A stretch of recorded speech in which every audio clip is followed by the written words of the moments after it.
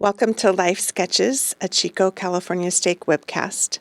I'm Melanie McLaughlin, and today we are visiting with Darlene Olson from Orland, California. Darlene, welcome to our webcast today. Thank you for coming. I think I'm glad I'm here. I'm very glad that you're here.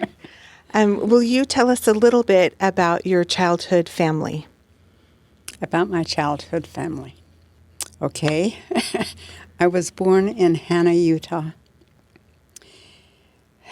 And that's a little farming town. We didn't even have schools in Hanna. We had to travel about 12 miles away to Tabiona for me to go to school. We did have a church, the Mormon church, and it was not very far from my home. I was born to a farming family, and my father raised sheep. And I was my father's little girl. I had one brother and two sisters. I was the youngest by 8 years. And so my childhood memories are more with just Mom and Dad and I. Your siblings moved on. Yes. By the time I got very old to be able to remember a lot of things, they were gone.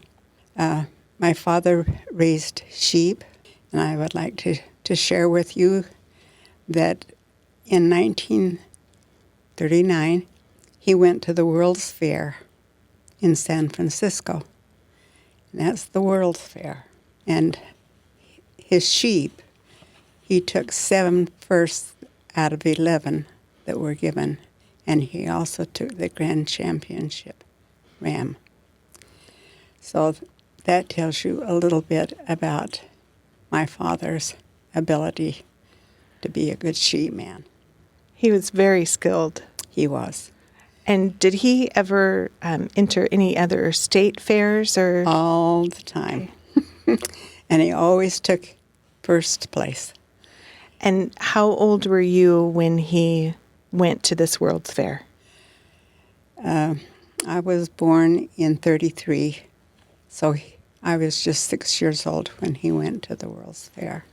And were you already helping him take care of the sheep? Yes. By 6 years old? And I always worked in the fields with my father. When I got a little bit older, I drove one team of horses, and he would drive another team of horses to mow the hay. And when we would get through, he would stand with me and put his arm around me and say, "Darlene, can you see where you mowed and where I mowed?" And I would say, "I can't tell, Dad." And he would say, "That's because you did a good job." And then he put his arm around me and he said, "No matter what you do, Darlene, when you get through doing a job, then you stand back and you look at it and you say, is it a good job? And if you cannot say it's a good job, then you go back and you work at it until you can say it is a good job." And I still remember that now. When I mow my lawns, when I finish, I look at it and I say, is it a good job? If it's not, I go back and work at it until it is. But I've always appreciated that teaching of my father, and I still hear it. And can I ask how old you are today? I'm 90. 90 years old. Mm-hmm. So after all that time, you still think about that lesson that he taught you? All the time. All the time. That's a great lesson to instill in someone. And I think the reason it stayed with me is because it was done with such love. And I knew I was loved. I felt loved. And I always wanted to please him. You had a really good relationship with him. I did. So where did you go after leaving your childhood home? Okay. I went out to Provo, and I didn't really want to go to college. Everybody kind of wanted me to, but I wanted to get a job. And the only job that I could find was working at a plant that was bottling peaches. And I remember coming home one day, and my brother-in-law said, "Do you like your job?" And I had peach juice in my shoes, and it was peach juice everywhere. And I said, "I don't really like this job. I hope I can find another." And he said, "I have you enrolled at BYU. If you will show up Monday morning, you can go to college." And I thought about it. And it didn't take me very long to decide I wanted to go to BYU. Choose college over peach juice. Yes. Good. And did you graduate from BYU? No, How long did you attend? I only attended a year and a half. Okay. I met a man that was a very good man, and we fell in love, and I got married. How did you meet him?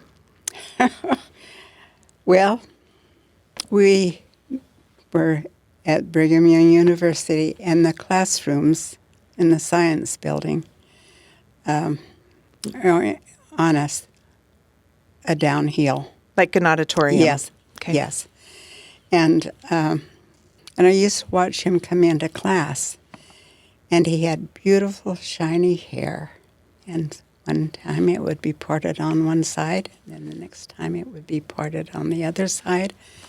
And I just was very attracted to his pretty hair.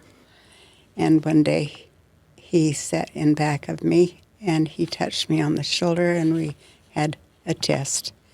And he said, "What did you get on your test?" And I said, "I got a B." And I said, "What did you get on yours?" And he said, "I got a D." And I said, "Well, maybe we ought to study together." And that's what we did. We went on very few dates, but we spent our time on Brigham Young University on the lawns, visiting, doing our homework together. Mm-hmm. And so the two of you were in Provo. What brought you to Orland, California? Oh, man. Well, we had been down in Sacramento, and we thought it was a very pretty place to go to. And so we had decided that we wanted to move to Sacramento. And so we went back home. We had 2 little girls, and we packed up everything, and we started out. And when we got to Grantsville, Utah, just out of there, the trailer broke loose from the car and rolled the trailer. And I had a brand new piano and some nice furniture, and it was all busted up. And we went out in the sagebrush and had prayer. Wondered whether we should go back or whether we should keep going forward. And we decided that we'd given up our home and our job and everything. We had as much to go forward to as we did if we went back. And there was a man that drove by as we were going through all of the broken stuff, and I'd had a lot of canned peaches and fruit, and it was all busted up with bedding and everything like that. And I was trying to sort through and find the good stuff that we could put on another trailer and go forward. And there was a gentleman that rode by on a horse, and he stopped and he said, "I see that you're members of the church." There was improvement errors that were scattered around on the ground. And we said yes, and he says, "I'll send you some help." And so we went back into Grantsville, and I guess called the bishop and said that there's a couple that needed some help. So they came out and helped us sort through the good stuff. They sent another trailer out, and we proceeded on. And we were going to Sacramento, but when we got there, the job that we thought that we were going to be able to get, they said they weren't hiring for another month. And so I had the two little children, and I said to my husband, and all the broken stuff, I had a sister that lived in Concord, and so I said, let's go to Concord. And he went to priesthood meeting, and they announced a job opening for Berkeley Farms Dairy as a milkman, and that's what he had been doing in Utah. And so he come home and said, shall I go and apply for it? And I said, well, it's better to have a job than no job. And so he went to work as a milkman. And then he was gathering up all of the milk that was old in the stores and things like that, and he was just dumping it down the drain. And he came to me one day and he says, Darlene, I'm going to try and find a little place that I can put 10 little pigs, and I'm going to feed the milk to the pigs, and then we'll have some meat. And then it went from 10 little pigs to 30 pigs, and then it went from 30 to 50. And then we found another place to raise hogs, and he started raising them up to bigger hogs. And we found ourselves making more money off the pigs than what we were making off his job. So that's how we ended up in Concord. And then we lived in Concord 10 years. And we were still raising the pigs. And he was still getting the milk from the dairy and things. And something prompted you to go to Orland from Concord, right? Yes.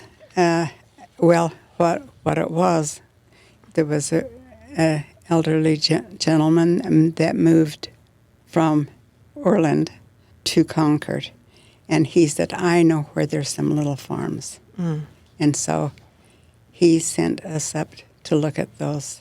And I remember driving in to the place, we went to look at one that was down the street, probably about 10 miles, and we were quite interested in it. But as we were leaving, then we saw another for sale sign, and we drove into the driveway. And I thought to myself, I'm not getting out of the car, because it just was a little house that just was really run down. And he walked through the fields, and it was tall with corn, and he liked what he saw. Anyway, we went back home, and he said, I'm going back to look. You want to come?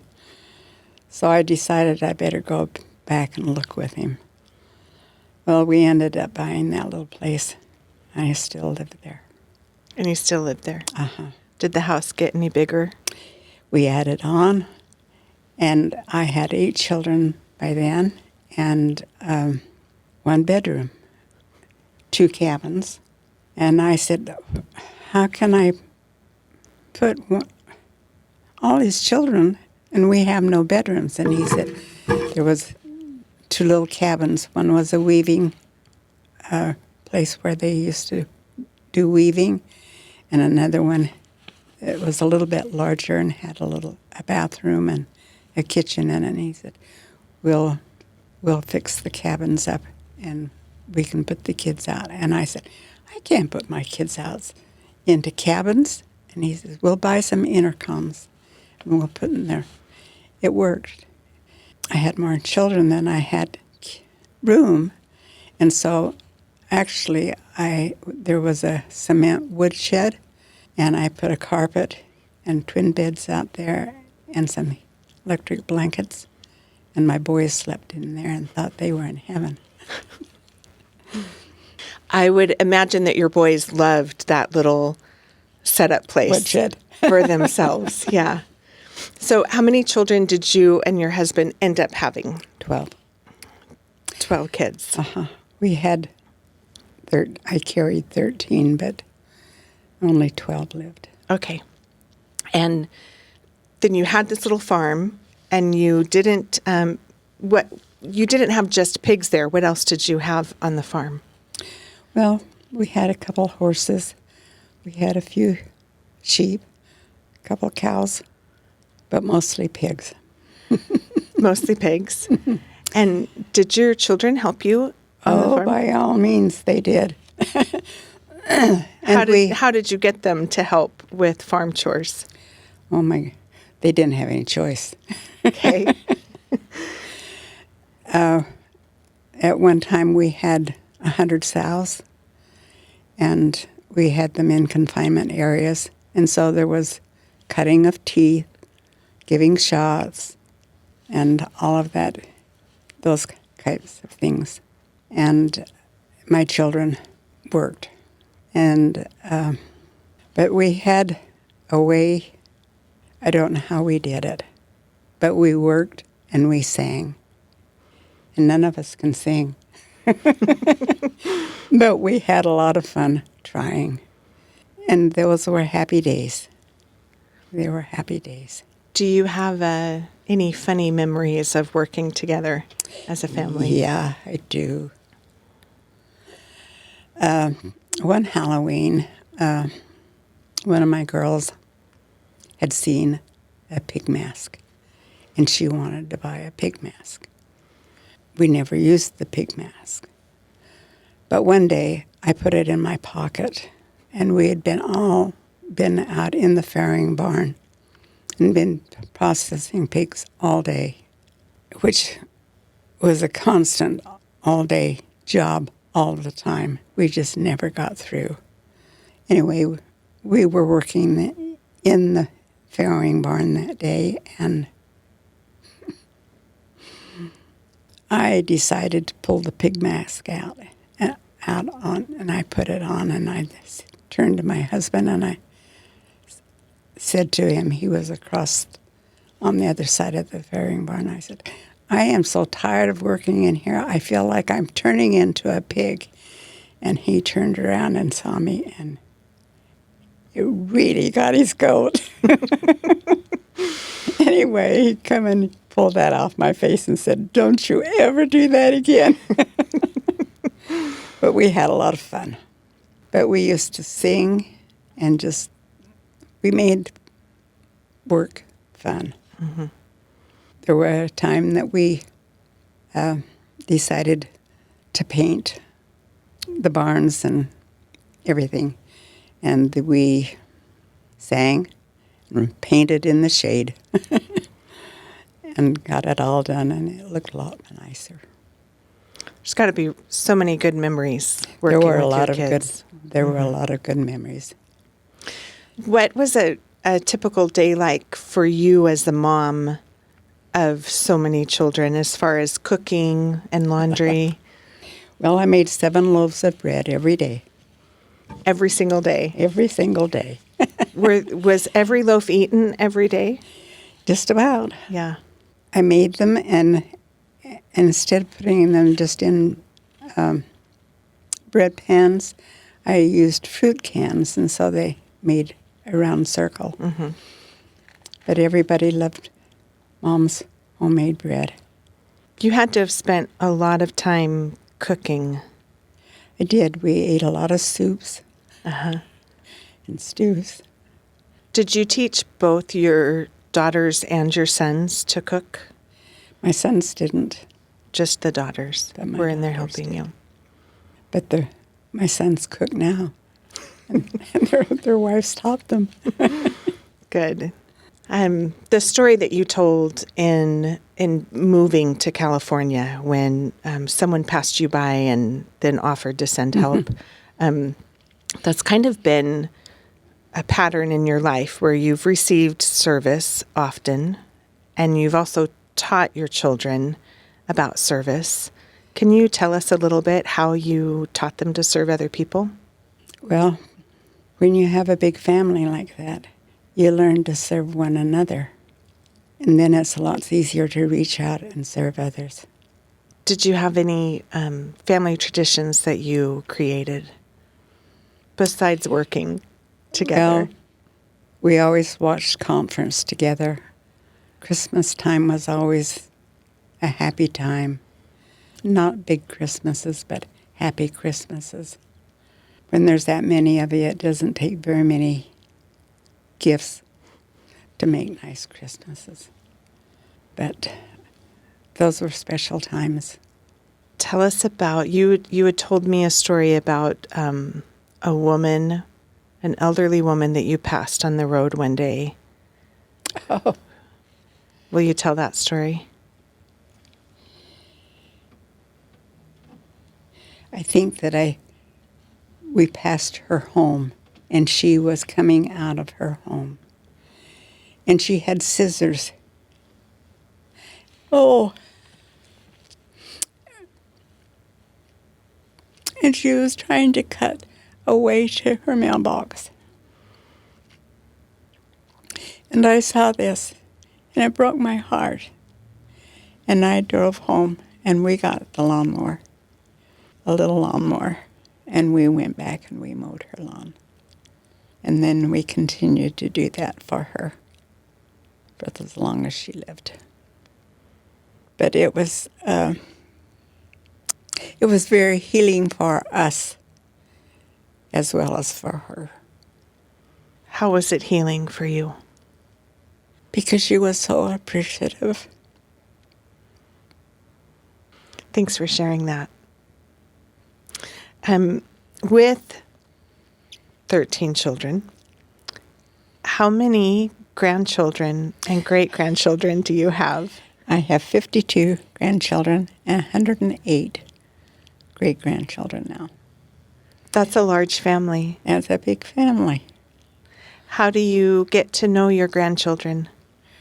My children love to come home, and so they bring their children. And we always have big Thanksgivings, big Christmases. We love being together, and we still are a crazy bunch. What kinds of family reunions did you have? We used to have some really nice family reunions. Then when my husband passed away, they stopped. And we haven't had one for 9 years now. Can you remember one of the family reunions that you enjoyed? We used to try to have them at the ranch, but it got too big. And so we got to where we went other places that could accommodate that many people. They were all a lot of fun. It's been a happy life. I have missed my husband. He was a really, really good father and a really good husband and a faithful man in the gospel. He never, ever went on a mission. I married him too young. But he was always a missionary. And he brought more people into the church.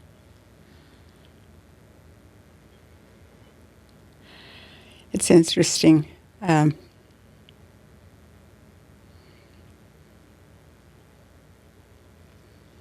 many people stand and bear their testimonies, and they refer to him as their heavenly Father on earth. And it was because he taught them the gospel. When I first asked you how you got your kids to work on the farm, you said, well, I had a good husband who was a good father. You gave him all the credit for getting them to work with you on the farm. Well, you didn't tell him no. So as you think about your life and your journeys with your father and in moving to California and in raising children and working so hard on the farm, what message would you want to give to your grandchildren and great-grandchildren. Wickedness never was happiness. The gospel is so important. And if we implement it in our lives, and we're active and have a relationship with our Heavenly Father, it surely makes things lots different and lots better, the best. Thank you so much for coming and spending time with us today. We love your stories. You're a wonderful woman. Thank you.